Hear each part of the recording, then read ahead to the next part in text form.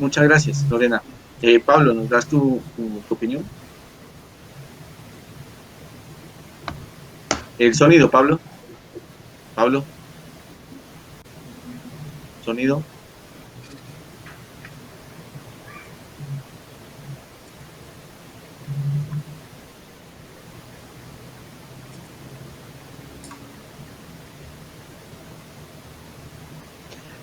Mientras Pablo soluciona su tema de sonido, Alberto, una pregunta.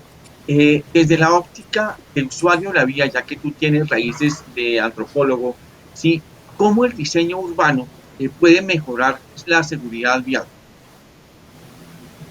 Mira, hay un concepto en la psicología social que dice que la geografía condiciona las topografías de respuesta de los seres humanos. Entonces, tomando como cierto y bueno aquello, creo que probablemente, y sobre todo en nuestros países latinoamericanos, desde México hasta Chile, creo que las segregaciones rígidas, estoy pensando en corredores específicos para transporte público, separaciones sólidas para bicisendas o ciclovías, podrían contribuir a aquello, porque en general lo que hemos visto es que los seres humanos y nuestros usuarios viales comienzan como a ajustar la vida en la ciudad a su gusto.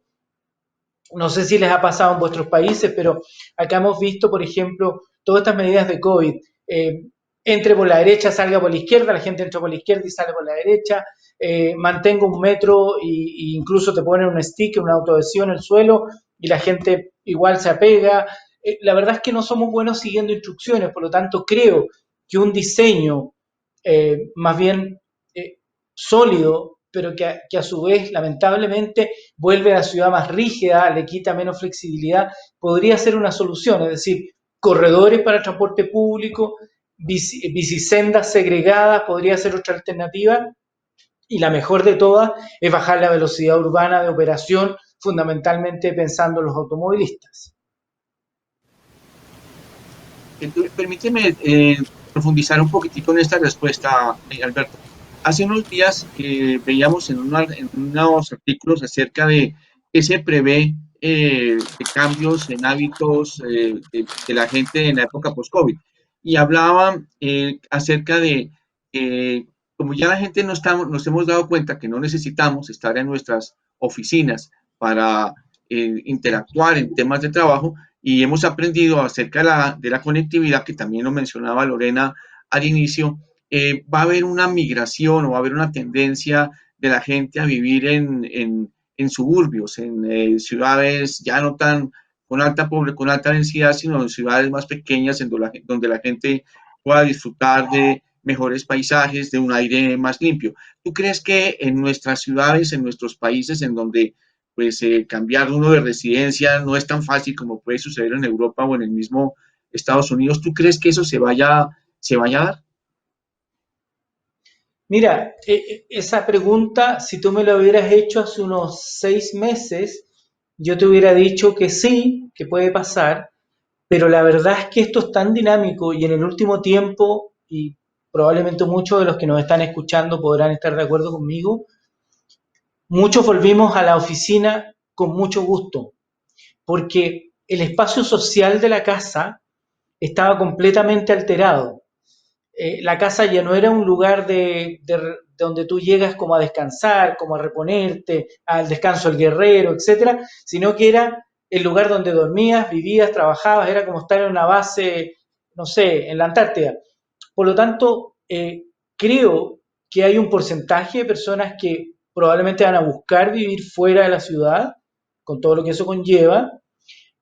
Otros van a querer volver a la oficina con mucha rapidez y otros van a querer seguir viviendo o trabajando o teletrabajando en su casa. Creo que hoy día no va a haber una sola manera de trabajar. Tengo la impresión que, por ejemplo, las mamás que tienen niños pequeños van a preferir siempre el teletrabajo, contrariamente a los papás de esos mismos niños, que lo único que van a querer es salir arrancando de esa casa para ir a la oficina y que no estén los niños queriendo jugar con el papá, etcétera. Por lo tanto, creo que no hay una sola respuesta a lo que va a pasar en el futuro. sí creo que van a haber muchas respuestas que están como dicen los periodistas, es noticia en desarrollo, porque probablemente cuando nos vayamos, la gente que pueda irse a vivir, por ejemplo, a la playa o fuera de la ciudad, esa gente de alguna manera va a tener que volver a la ciudad y por lo tanto va a estresar el transporte interprovincial en desmedro del transporte interurbano o urbano. Entonces, ahí van a haber cosas que todavía no sabemos bien cómo va a pasar. Yo te diría que te dejo una respuesta abierta y no me quisiera comprometer porque esto va cambiando de acuerdo a la emocionalidad de cada uno de los usuarios. Hoy día somos más independientes. Pues vamos a tener que sugerirle a Vanessa y a todo su equipo de trabajo de este foro que tenga en cuenta este tema para el próximo año porque lo considero muy validero. Y en ese orden de ideas quería retomar el tema con Francisco acerca de metodologías de diseño colaborativo que seguramente van a requerirse para este nuevos hábitos que, como decía Alberto, pues todavía no sabemos cómo se van a desarrollar. Francisco, ¿nos quisieras comentar un poco más en detalle, en profundidad, sobre estas metodologías de las que tú mencionabas hace unos momentos? Con muchísimo gusto, Alfredo. Si estas metodologías son existentes, están totalmente documentadas, incluso algunas de ellas hasta normadas, ¿no? O sea, existen guías concretas y nacen del concepto, en inglés se pronuncia como Integrated Design Processes, procesos de diseño integrativo. Un buen ejemplo como referencia para todos los que nos escuchan es la guía de la Asociación Americana del Instituto Americano de Arquitectos. A través de la construcción sostenible lo conocemos como Integrated Design Process, pero el Instituto Americano de Arquitecturas lo conoce como Integrated Project Delivery, es decir, una entrega de un proyecto bajo un concepto integrativo. Ok, entonces, para ponértelo como un ejemplo, al escuchar a Alberto y cuando él empieza a describirnos desde el punto de vista de las necesidades de las comunidades, de la psicología, un poco de antropología, y nos dice que las nuevas ciudades van a tener zonas caminables más anchas, la movilidad no se va a perder. Digamos, yo ahorita estoy trabajando en mi oficina y eso que vivo en una ciudad pequeña, pero me quedo a 2 horas de mi casa y vengo todos los días a mi oficina. Esto de movernos va a seguir siendo una necesidad. Entonces, el proceso de diseño integrativo es traer a la mesa de discusión a verdaderos expertos en la materia. Por ejemplo, si yo montara una mesa de diseño integrativo y tuviera la oportunidad de traer un programa, créanme que los invitaría a ustedes 4, ¿verdad? Porque su aportación a un proyecto de ciudad sería sumamente valioso. Entonces, proyecto de proceso integrativo arranca con la creación de un comité multidisciplinario que va a estar a lo largo de todo el proceso de diseño, construcción y operación. Este mismo equipo tiene la responsabilidad de determinar la base del diseño. Este mismo equipo también tiene que plasmar lo que se conoce como el owner's goals, ¿verdad? ¿Qué es lo que espera este equipo como resultado? Y se hace trabajo. Existen incluso plataformas que ocupan muchísimo, por ejemplo, en la reconstrucción de la península de Manhattan, donde los habitantes de Manhattan participaron activamente en ver cuáles eran sus expectativas ante una nueva Manhattan mucho más transitable, caminable, resiliente y sostenible, ¿no? Y eso se hace con metodologías que se conocen como charrettes. Entonces, el proceso de diseño integrativo es precisamente eso. Lo que nosotros nos han mentalizado es de que el alcalde que trae una visión futurista es el responsable y el dueño y va a ser su trofeo la transformación que haga, digamos, en un pedazo del centro histórico. Y eso no camina, ¿verdad? Eso realmente no es la forma. La forma correcta es salir de un concepto, por lo menos en El Salvador le llaman participación ciudadana. Es un concepto errado porque lo que se hace es que ya llega el alcalde con el PowerPoint que un joven se lo hizo en 3D con renders, sienta a 200 personas en sillas plásticas en una cancha de básquetbol en un parque y les dice, ¿están de acuerdo con el proyecto que les voy a traer? Pero ninguno de ellos participó. Entonces es salir de esos esquemas de creer que hay un dueño de un proyecto de ciudad, sino que existen las personas idóneas, obviamente el Ministerio de Obras Públicas, el Viceministerio de Transporte, el Ministerio de Salud, ¿verdad? Podrá tener sus representantes, pero armar un equipo multidisciplinario muy sólido.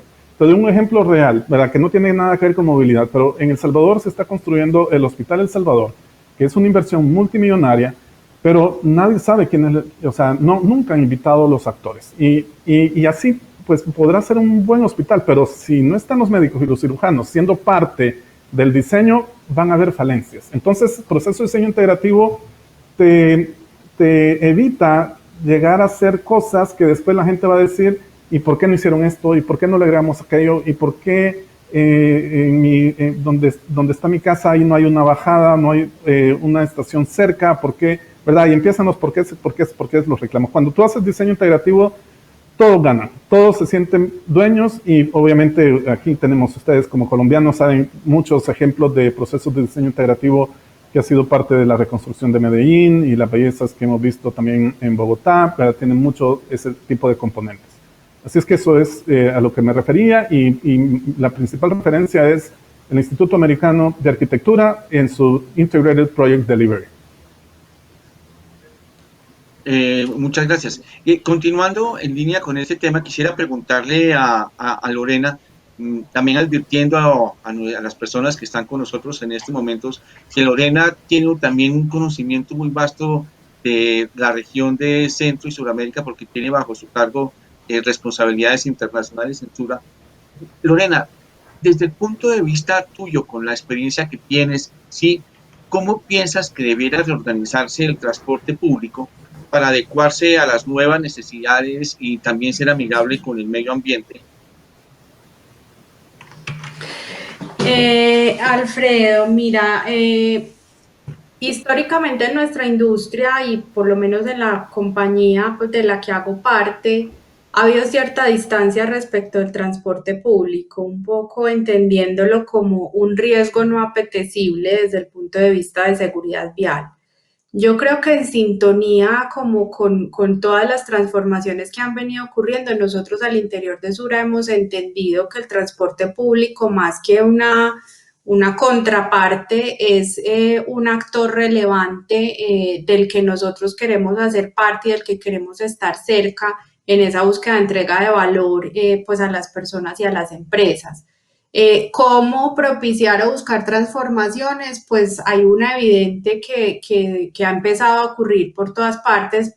Pionero en ello es Chile, respecto de esa migración hacia tecnologías más sustentables o de menor emisión y creo que ese es uno de los pasos evidentes que hay que dar y que como compañía nos interesa pues estar ahí, acompañar eso y hacer parte de. Pero creo que antes que pararnos en ese asunto tecnológico y en ese asunto del aparato en sí mismo, la transformación tiene que venir nuevamente desde las personas. ¿Quiénes son esas personas y qué formación o qué nivel de profesionalización, si pudiéramos decirlo así, para ese oficio de prestar un servicio público que nos compromete a todos? Tienen estas personas y cómo nosotros podemos, digamos, como también como empresa y no solo pensando en sintonía con lo que decía Francisco, que es un asunto exclusivo del Estado, como también como empresa nosotros a esta empresa que aunque sea pública es una empresa de transporte, nosotros podemos entregar valor también como a través de eso. Y creo que también nos cae una responsabilidad a nosotros los ciudadanos como usuarios. Finalmente somos nosotros las personas los que validamos o no validamos un sistema. El caso famoso de Uber, si tomó la fuerza que tomó en el mundo, fue porque las personas accedimos a usarlo. Probablemente 30 o 40 años atrás, no sé si como seres humanos nos hubiéramos subido al carro de un desconocido. Entonces creo que el tema de lograr estas transformaciones y que sean con los estándares de seguridad requeridos también nos compromete a nosotros como ciudadanos a validar o no validar el uso de esos sistemas como con unos niveles mínimos de exigencia. Pablo, en ese orden de ideas, ¿cuál consideras que sería la mejor forma de proteger en la carretera a los usuarios más vulnerables? Bien, bueno, la verdad que podemos hablar bastante acerca de este tema. Hoy en día las acciones más inmediatas que representan realmente un impacto muy breve en lo económico es el uso, el bajar las velocidades. Se ha demostrado científicamente que bajar en las velocidades en zonas residenciales a 30 kilómetros por hora ha dado resultados muy positivos y baja de forma sideral el riesgo de mortalidad de los peatones. Por otro lado también, el bajar las velocidades máximas de 60 kilómetros por hora, 50 kilómetros por hora, ha disminuido también la cantidad de accidentes y siniestros viales, y se debe seguir, bueno, fomentando y invirtiendo en infraestructura.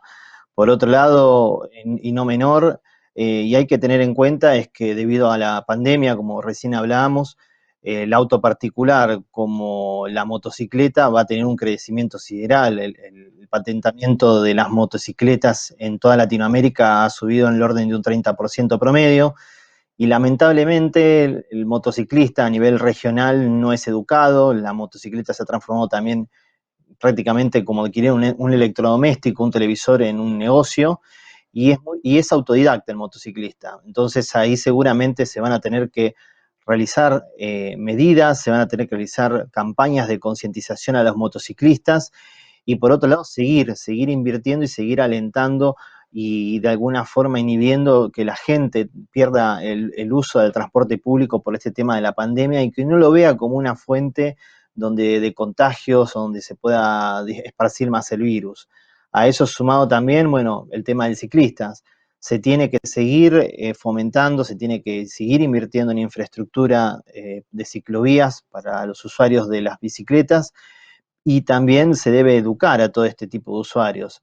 Estamos viendo que el uso de la bicicleta también está creciendo, y en ese sentido se deben adecuar las vías de señalización, se deben adecuar las calles para que puedan convivir de forma normal, sin haber ningún tipo de lesión entre los ciclistas y los conductores de los vehículos. Entonces, es importante que se siga concientizando, que se sigan haciendo campañas, que se siga fomentando esto.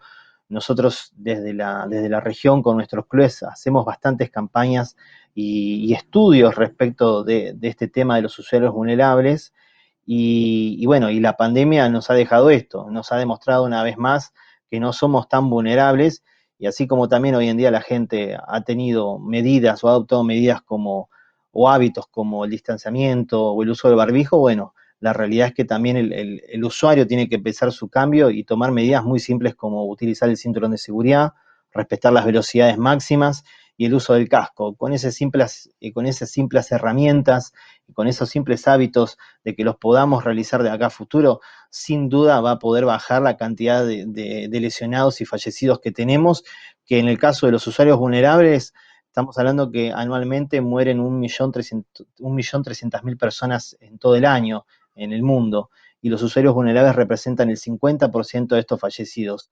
Así que se debe trabajar mucho en estos aspectos, y se debe trabajar a largo plazo y no simplemente en campañas esporádicas. Pablo, tú acabas de mencionar algo fundamental, los hábitos. Y eso me lleva a una pregunta como para un antropólogo. La pregunta es, ¿somos o seremos los latinos capaces de ajustarnos a una normatividad de seguridad vial? ¿O somos lo suficientemente indisciplinados para siempre estarnos pasando los semáforos en amarillo rojo, a pasarnos la calle donde no debemos?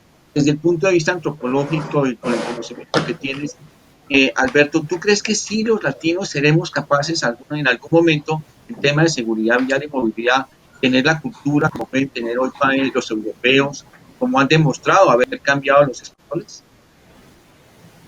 Bueno, sí, para dejar un mensaje de esperanza, por supuesto, porque recuerda que los cambios sociales y lo que hacemos en seguridad vial fundamentalmente es intervenir en un comportamiento. En los cambios sociales se hacen de manera creciva, es decir, con el tiempo van cambiando, y ya sabemos que, por ejemplo, los niños son un agente de cambio que tienen conceptos mucho más profundos que los que teníamos los padres con respecto a la ecología, a la seguridad vial, etcétera. Pero para acelerar ese cambio, tú tienes que hacer algo que es un cambio estatuido, es decir, por estatutos, por leyes. Entonces, necesitamos primero que nada una combinación de legislación lo suficientemente robusta con fiscalización efectiva para apurar el cambio y después con el tiempo, en 10 años probablemente, vamos a poder recién observar cambios a nivel de la ciudadanía. Y a eso le tienes que agregar que tiene que haber formación en seguridad vial en periodos muy tempranos. Tú mencionabas los países europeos, bueno, Alemania, Gran Bretaña, Suecia, Holanda, que son países en los cuales uno conoce muy bien la temática de la seguridad vial. Ellos comienzan en el jardín infantil, no sé cómo se dice en los respectivos países, pero en el playgroup o no sé qué nombre le pondrán, pero muy tempranamente se fijan hábitos, primeramente, y después viene la educación vial, pero el hábito es más importante, es decir, hoy en día en un jardín de infantes les enseñan a lavarse los dientes, a ordenar, a dormir la siesta, a compartir, etcétera, y eso queda fijo en su cerebro y después lo va replicando con el tiempo.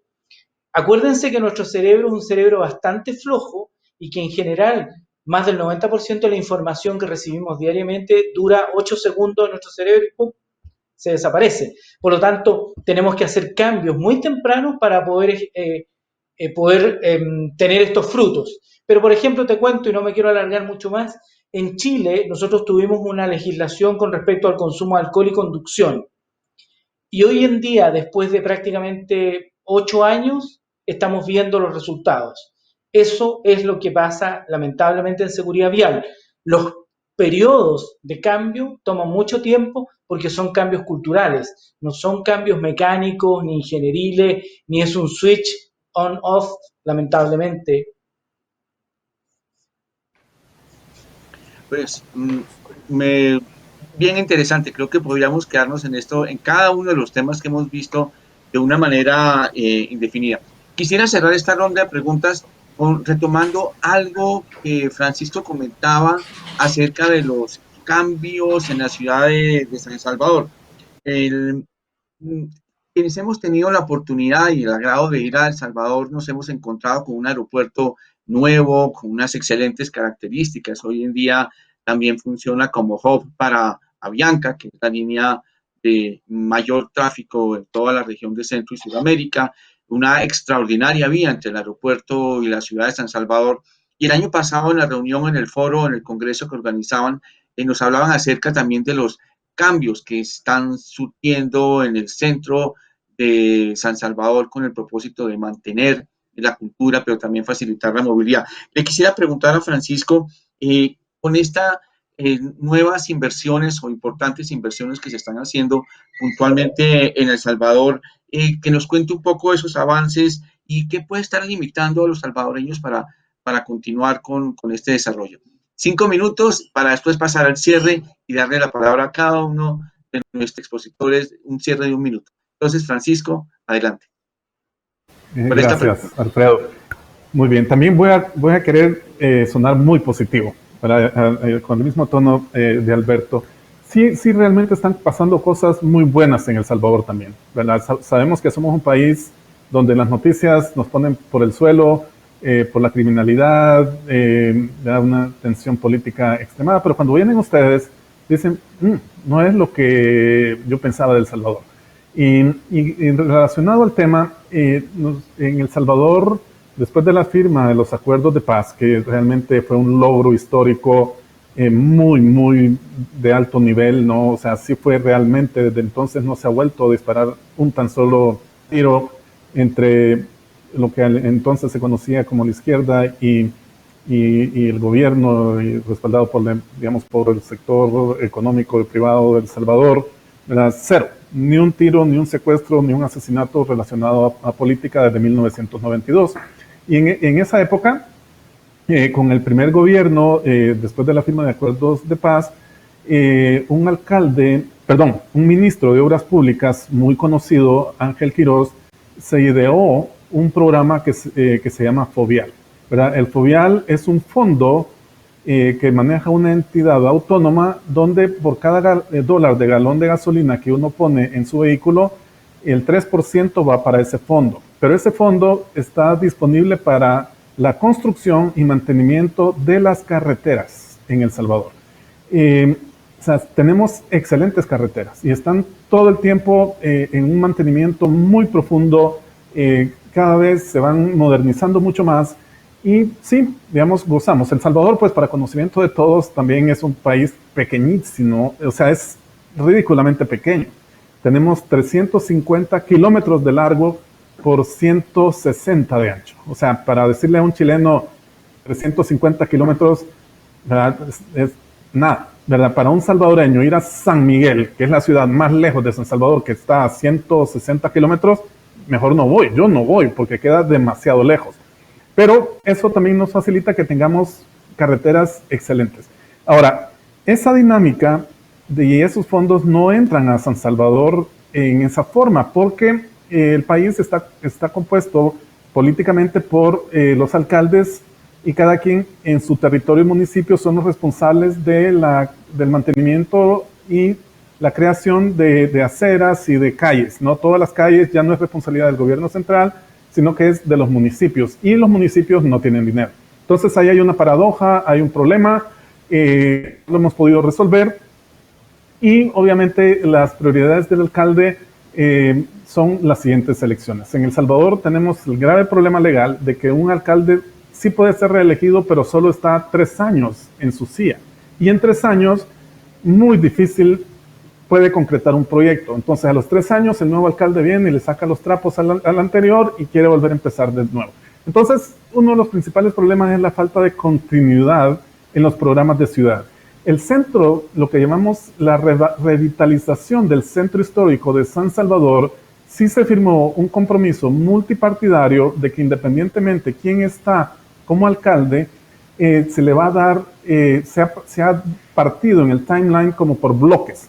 Entonces, por ejemplo, el actual presidente Nayib Bukele empezó con los primeros 8 bloques, el alcalde Mason va a trabajar 12 bloques más, y el siguiente alcalde puede ser que sea Mason, puede ser, tenemos elecciones en febrero. Entonces, ahí sí hemos visto un detonante muy importante que ha traído también la inversión extranjera. La Fundación Warren Buffett, el Warren Buffett Foundation, donó $10 millones para el rescate de nuestro Central Park, que en San Salvador se llama el Parque Cuscatlán, y se remozó una cosa espectacular, un parque que tenía 50 años de existir, totalmente deteriorado, y ahora pues es un goce, ¿no? Ir a ese parque. Entonces, yo creo que lo que necesitamos como salvadoreños es que la ciudadanía entienda para qué sirven los alcaldes, que entendamos cómo trabajar con los alcaldes y no verlos como una figura política únicamente, y de esa forma vamos a destrampar y vamos a poder tener esos íconos que representan a El Salvador en su belleza natural, verde, ¿verdad? Somos un destino mundial para el surf, y hay el verde, el color, las montañas, los volcanes en un territorio tan pequeño. Realmente tenemos mucho que ofrecer, y eso es lo que nosotros estamos ya trabajando con la OPAMS, ¿verdad? Que es una oficina que gobierna los 14 municipios del gran área metropolitana de San Salvador, y a través de la OPAMS estamos incursionando en todos estos proyectos de espacios verdes, de los RAPs, que son redes peatonales seguras. Estamos también en un proyecto de incorporar actividades de arte, cultura como para esparcimiento en espacios públicos, y ya pues les puedo decir con mucha certeza de que la rueda empezó a dar vueltas en San Salvador, y año con año vamos viendo más actores sumarse al esfuerzo, y esperamos pues seguir los pasos que han tenido de ciudades icónicas como las hay en Chile, Argentina y en Colombia, que Colombia siempre ha sido un gran referente para los salvadoreños.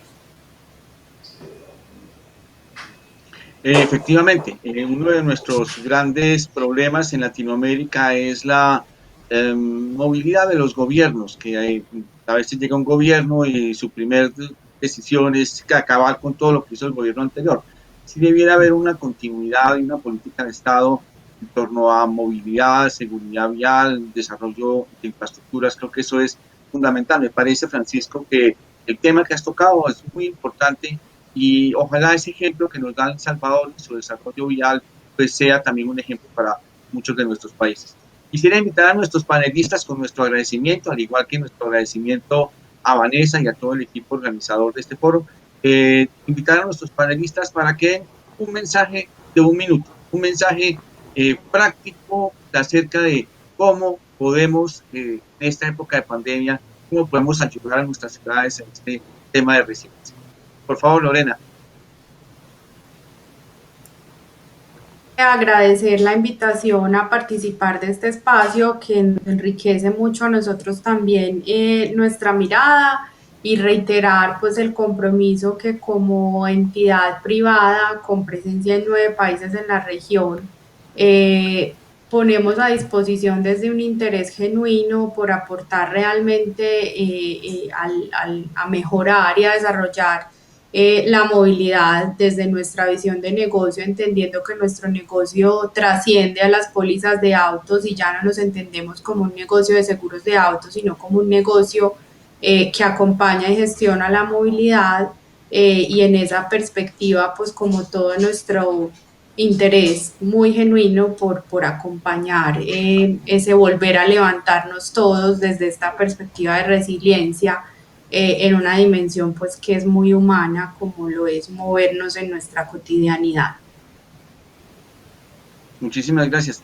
Una pregunta, ¿cuáles son los 9 países en la región en donde está Suramericana en estos momentos?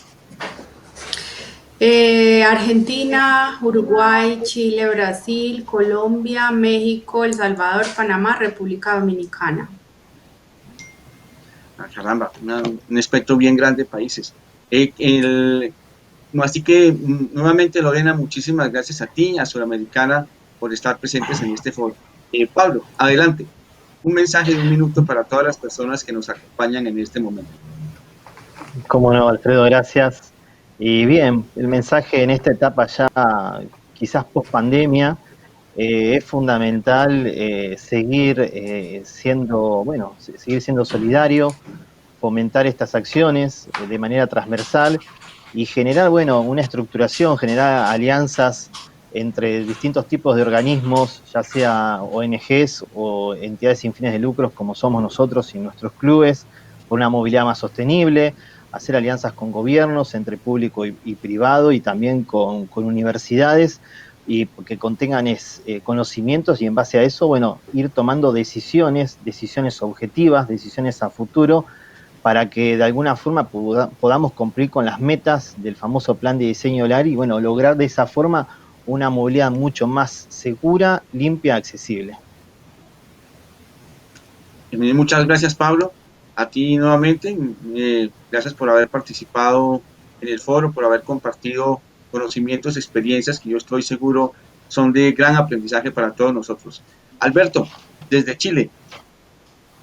Bueno, mira, agradecido por supuesto la invitación, pero básicamente un llamado tal vez a la esperanza, a entender que vamos a encontrar la solución, que no va a ser fácil, que nuestras ciudades están vivas porque estamos vivos los que las habitamos y de alguna manera nos vamos a acostumbrar a todo.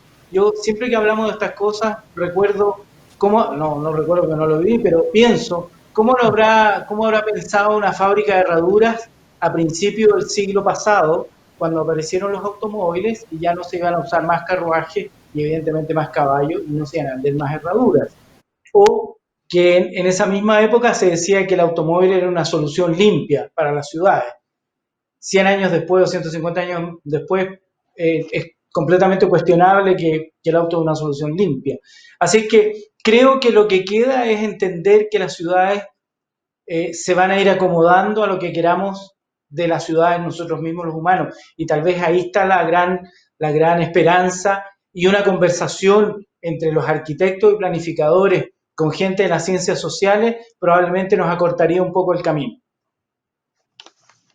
Buen punto, muchísimas gracias. Esa vista siempre, ese punto de vista siempre basados en las raíces antropológicas que tenemos, creo que son una visión muy interesante que a veces olvidamos. A veces nos preocupamos más por el cemento, el chasis, el componente del vehículo, y nos olvidamos que quienes utilizamos todo eso somos los humanos, y quienes tomemos la decisión de tomar una buena o una mala decisión somos los humanos. Ok, así que Alberto, muchísimas gracias. Como siempre, los puntos de vista tuyos generan buen análisis. Francisco, como representante de El Salvador en este foro, tienes que hacer el cierre de este foro tan interesante. Muchísimas gracias. Bueno, también muy agradecido, muy interesante, he aprendido mucho de los panelistas. Yo quiero ser bien concreto y tal vez lo que quiero compartir con la audiencia son los takeaways, son dos aprendizajes que yo he ganado por el hecho de haber atravesado este túnel para llegar a tratar de entender qué significa la sostenibilidad. ¿Okay? Y son cosas bastante prácticas, porque estoy seguro que más de alguien en la audiencia dirá, qué bonito se oye todo, pero yo ¿qué hago? ¿Dónde puede estar mi aportación? Yo veo los problemas como lo han explicado aquí las personas, pero ¿qué hago? Entonces, yo creo que las dos aportaciones, los dos takeaways que yo quiero decir es, empieza por involucrarte, ¿verdad? No seas apático a lo que te está viviendo a tu alrededor. Muchas veces la gran definición de desarrollo sostenible es dejarle mejores condiciones y los recursos a las nuevas generaciones. Me suena demasiado romántico. Fue acuñada en 1987, pero ¿cómo te la comes? ¿Verdad? Yo critico esa frase muy célebre, muy en el año perfecto, en 1987, donde se describe a través de Naciones Unidas lo que era el desarrollo sostenible, pero no hay forma de comértela. Entonces, la forma más sencilla de comerte y tú tener impacto es involucrarte, ya sea en tu comunidad, en un programa que va a sacar tu alcalde, aunque no sea tu partido preferido, en un programa como este de educación vial, ¿verdad? Y número dos, predicando con el ejemplo. O sea, ya los latinos, ya aprendimos, ¿verdad? La campaña política Trump, o sea, señalarnos, ¿verdad? Se ha vuelto el nuevo mecanismo de la polarización, no política, sino que la polarización de las redes sociales. O es blanco o es negro, o es bonito o es feo, o lo alabas o lo odias. Entonces, las redes sociales han generado una polarización en la forma de pensar de las personas y estamos listos para atacar al que no piensa como yo. Entonces, señalando, teniendo la valentía de criticar a través de una red social, a través de Twitter, no ganas nada. Lo que tenés que hacer es predicar con el ejemplo. O sea, si tal vez, por ejemplo, el carril que está dedicado al Citrans, que pasa por la arteria, el Boulevard de los Héroes, que me trae a mi oficina, que lo levantaron abruptamente hace 2 años y medio, yo, Juan Francisco Cifuentes, yo no me meto a ese carril. Para mí ese carril es sagrado porque es el carril del transporte público moderno de San Salvador. Entonces, con pequeños actos, predica con el ejemplo. Si hablas de respetar las vías, pues no te tires tú el semáforo en rojo. Si hablas de ciclovía, pues cómprate tu bicicleta, ¿no? O sea, todo el mundo quiere ciclovías, pero nadie quiere comprar su bicicleta. Entonces, son esas dos cosas sencillas. Involúcrate y a través del involucramiento vas a tener impacto, aunque sea pequeño, pero vas a estar impactando. Y dos, predica con el ejemplo. Son para mí las dos enseñanzas y las cosas más prácticas para que tú te sientas que sí estás aportando y para que tú empieces a ver un cambio en tu país. Muchísimas gracias. Muchísimas gracias. Con esto cerramos el foro. Lo quiero cerrar nuevamente con nuestros agradecimientos a Vanessa, a todo su equipo de trabajo, al equipo de producción que ha estado tan ágil aquí en algunos momentos que hemos tenido algunos problemas, pero felicitaciones a todos por su trabajo. Y cierro retomando la palabra, Francisco, involucrarnos. El tema de seguridad vial, la problemática de seguridad vial, las soluciones a la movilidad, no es un tema exclusivo de nuestros gobiernos, no es un tema exclusivo de los estados, no es un tema exclusivo de los demás, es un tema en el cual todos tenemos que participar. Así que retomo la palabra, Francisco, y los invito a que nos involucremos en las soluciones que nos llevan a una mejor movilidad y a tener una reducción en el número de fallecidos en las vías de nuestros países. A todos ustedes, muy gracias, al equipo organizador, gracias, al equipo técnico, muchísimas gracias, y damos para continuar con este foro.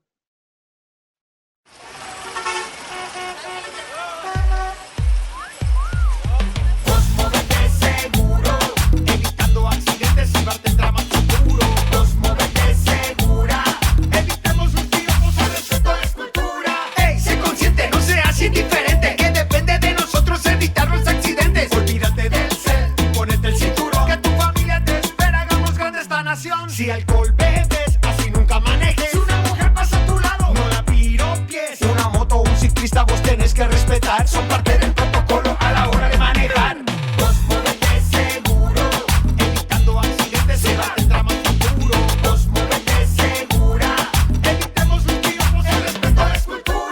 Transformemos la realidad vial de El Salvador. Haz de la seguridad vial una prioridad para ti. Un mensaje de Ojana 503, PNUD, BID y Moves El Salvador.